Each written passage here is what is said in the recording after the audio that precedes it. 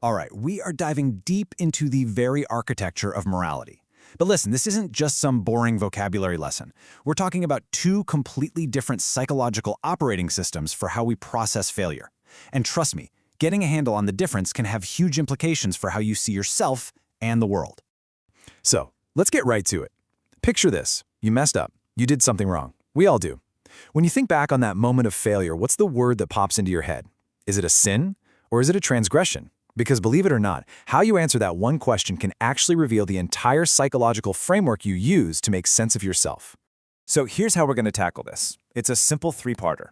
First, we'll unpack the whole theological idea of sin. Then, we'll look at its secular cousin, transgression. And finally, the fun part, we'll put them head-to-head in a psychological showdown to see how these labels really shape your mind. Okay, first things first. We've got to understand where this idea of sin even comes from. I mean, this concept has pretty much dominated Western thought for, 2,000 years? So if we want to get a feel for its psychological weight, we have to go back and look at its original theological DNA. So let's start with the core metaphor, which is actually pretty cool. The original Greek word for sin, hamartia, isn't about some spooky, abstract evil. It's an archery term. It literally means to miss the mark. Just picture an archer, right? They're aiming for the bullseye. They let the arrow fly, and it falls short. That simple image tells you everything. There's a clear target, you're supposed to hit it, and your failure isn't just a vague feeling, it's a measurable miss. So who sets the mark?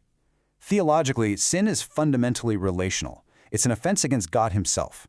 This is captured so powerfully by King David. Now, this guy committed adultery and murder. Horrific crimes against other people. But in his confession, he says, "Against you, you alone have I sinned." And you have to wonder, how is that possible? Well, the theological answer is that God is the ultimate source of goodness and justice. So any violation against that standard is, by definition, an offense against him first and foremost. And this is where the whole idea levels up from just a simple mistake. Sin becomes anomia, a state of lawlessness. It's no longer just an innocent miss with a bow and arrow. It's a willful rebellion. It's you planting a flag and saying, "You know what, I will decide what's right and wrong, and I'm not interested in any divine rules." St. Augustine really dug into the psychology of this and gave it a name: concupiscence. Think of this as the internal engine of sin. And it's not just about obvious things like lust or greed. It's that deep, persistent pull toward ourselves, that constant desire for created things over the Creator. This reframes sin as a constant internal struggle, not just a checklist of bad things you did. Now, this internal battle is just one piece of a much bigger, more complex system. As you can see, the whole architecture starts with original sin, this idea that you're not born as a blank slate, but you actually inherit a state of sinfulness. That state is called total depravity, and it means every part of you, your mind, your emotions, your will, is corrupted. And out of that broken nature flow the actual sins, the day-to-day stuff we all recognize as wrongdoing. And even those actual sins cover a ton of ground. You've got sins of commission, which are pretty straightforward. That's when you actively do something you know is forbidden. But then there are the sins of omission, failing to do what you should have done. So just being a bystander, being apathetic, or neglecting someone in need, that's considered just as much of a violation as an act of crime. The bar for accountability here is incredibly high. Okay, but what happens if you take the divine lawgiver out of the picture entirely? Can you even have a meaningful concept of moral failure? Well, that question brings us to our second framework, the secular idea of transgression. See, in a secular view, moral authority isn't beamed down from the heavens. It's built from the ground up. It's rooted in things like natural law and simple reason. The idea that we can use logic to figure out universal moral principles, like, hey, maybe murder is a bad idea. It's also grounded in our conscience, that little voice inside that we all have. And finally, it comes from social contracts, basically the unspoken rules and duties we all agree to so that we can live together without society falling apart. And this leads to some really practical tests for when you've messed up. You've got the Kantian test, which asks a brilliant question. What if everybody did what I'm about to do? If you lie, you have to be okay living in a world where everyone lies. It's basically a logic test. Then you've got the utilitarian test, which is more like moral math. It asks, does my action create the greatest good for the greatest number of people? In this world, failure isn't about offending God. It's about causing real, measurable harm. So now we get to the real heart of it. Choosing to see your failure as a sin versus a transgression is not just some philosophical game. It's a choice that creates two profoundly different psychological realities. So let's put them side by side and see how they stack up across 4 key dimensions. First up, cognitive dissonance.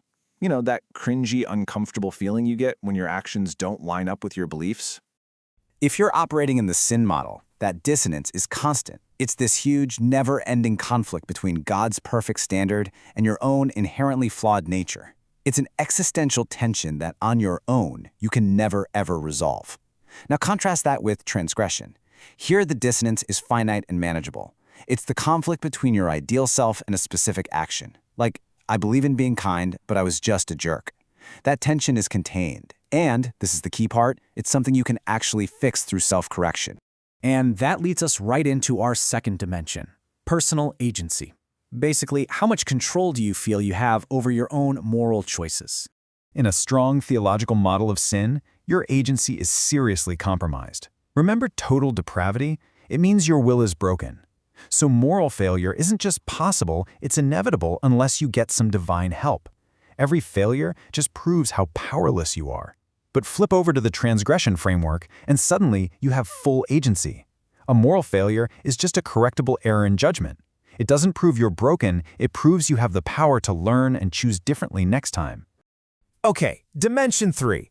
Let's talk about something really fundamental, the very foundation of your self-worth.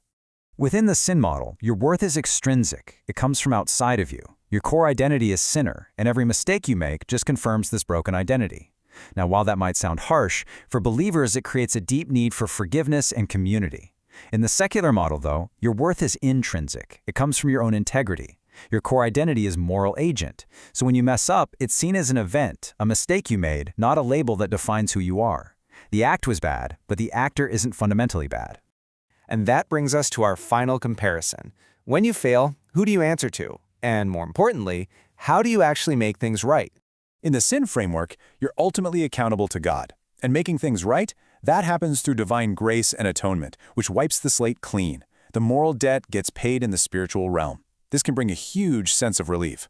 But in the transgression model, accountability is immediate, and it's right here on earth, to your own conscience, to the people you hurt, and to society. There's no theological shortcut. You have to make things right through direct, tangible action. That debt has to be paid by you right here. So, when you boil it all down, what's the big takeaway? The ultimate psychological shift between these two ways of seeing the world is this.